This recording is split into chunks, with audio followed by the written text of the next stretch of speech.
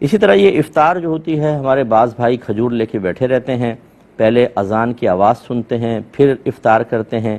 یہ بھی یاد رکھیں کوئی لازم نہیں ہوتا، ہاں اگر اذان بالکل افطار شروع ہوتے ہی دی جائے چلو ٹھیک ہے، لیکن بعض اوقات تو لیٹ بھی ہو جاتے ہیں۔ اصل میں روزہ افطار کرنے، روزہ کھولنے کا تعلق اذان کے ساتھ نہیں ہے، وقت کے ساتھ ہے۔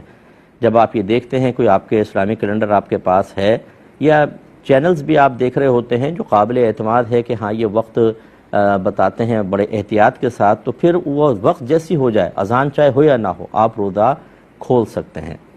اچھا، بعض لوگ کویسچن کرتے ہیں جی جب ہم بیٹھتے ہیں چینل کوئی وقت بتا رہا ہوتا ہے، کوئی وقت یعنی 1 منٹ آدھے منٹ کا بعض اوقات فرق ہوتا ہے۔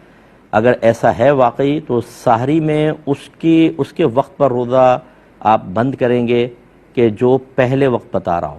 ایک اگر 5:44 کہہ رہا ہے مثال کے طور پر، اور دوسرا کہہ رہا ہے 5:50، تو 5:44 والے کو فالو کریں آپ سحری کے اندر، اور افطار میں جو بعد والا وقت ہے اس کو فالو کریں۔